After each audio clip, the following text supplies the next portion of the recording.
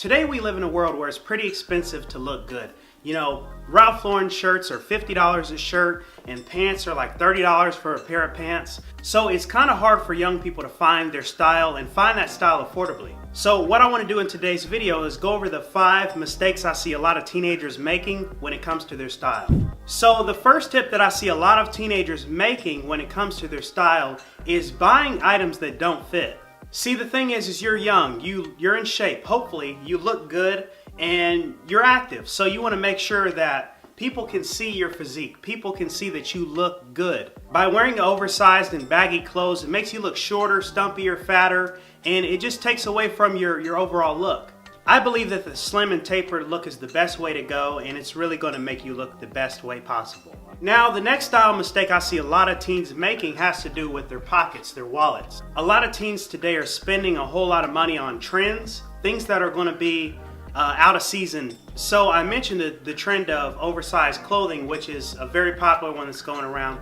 But there's a bunch of hype brands that a lot of teens are trying to buy, like Supreme, that just aren't worth the money for the quality. So stay away from those brands and find brands that are basic, they're essential, and they're going to look good over a great period of time. And the next mistake I want to go over that I see a lot of teens making has to do with the last one that I just gave you, and that's not buying timeless pieces. See, when it comes to your style, you want to make sure that you can wear what you're wearing today and also a couple of months away. You don't want to wear items that are going to be out of style, that are fashionable. You want to get more stylish items, not fashionable items. So the fourth mistake I see a lot of guys making is buying counterfeit or fake items. Sometimes you don't know that you're doing it, but you just always want to avoid this. And just a rule of thumb, if you can't afford the real thing, then don't buy it. So for the fifth style mistake I see a lot of teens making is thinking that they have to dress up, really dress up to look good.